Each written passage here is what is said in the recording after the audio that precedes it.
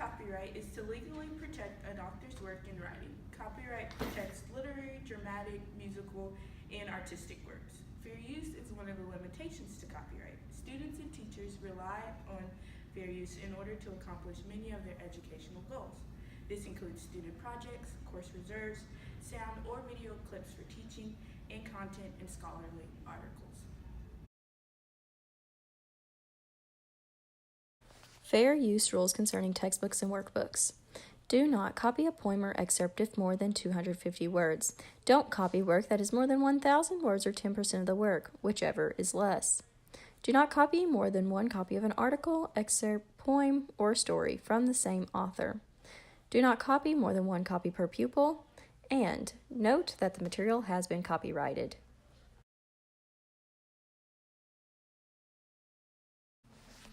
Fair use rules concerning music. A music teacher should not copy more than 10% of the entire work. Do not copy more than one copy per pupil. Don't copy from works intended to be consumable. Also, do not copy sheet music for performance purpose unless there is an emergency and the purchased book has been lost. Also, remember to note that the material you have copied has been copyrighted.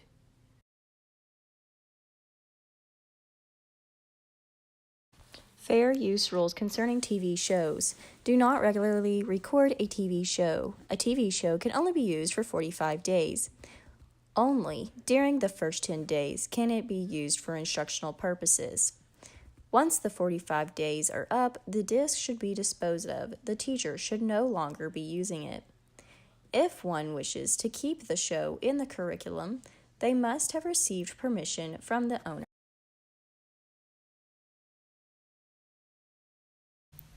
There are only a few limitations that exist for using films or movies in a classroom.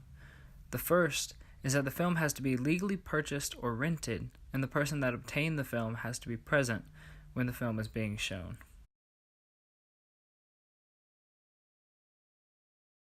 The second limitation for fair use of movies and film by an instructor is that the film or movie has to be for educational use.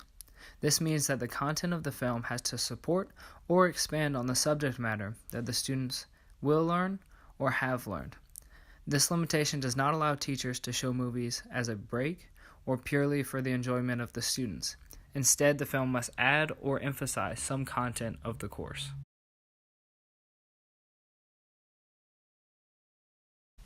Educational use is a general phrase that can be unclear in some situations. For digital music, it is acceptable to use a song if it is related to the content of the class. However, using music in the background of a presentation, while it might seem appealing, is unacceptable for both students and teachers. Even if the instructor believes that music helps their students to focus on their work, music that is not being connected to subject material is not considered fair use.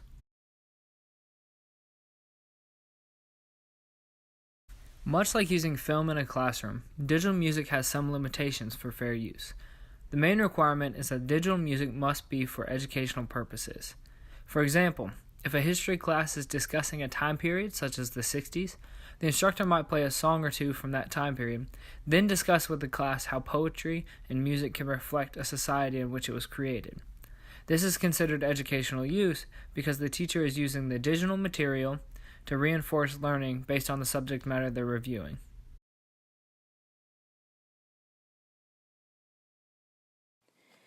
Digital materials are the context of a course that support the learner's achievement of described learning goals. This can consist of graphic images, photos, audio, databases, and encyclopedias. Digital materials are used in the classroom to access an enormous amount of information.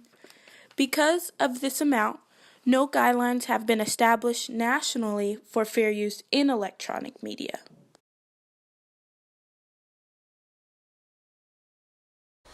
Although the fair use doctrine is largely silent as to the student's duty to cite his sources, the student should ensure that he credits the author for any material he uses. Copying material without citing sources is plagiarism, which is not protected under the fair use doctrine. The fair use doctrine is not a blanket excuse for appropriating others' copyrighted work. As an example, copying an entire web page for a school project would not likely qualify as fair use.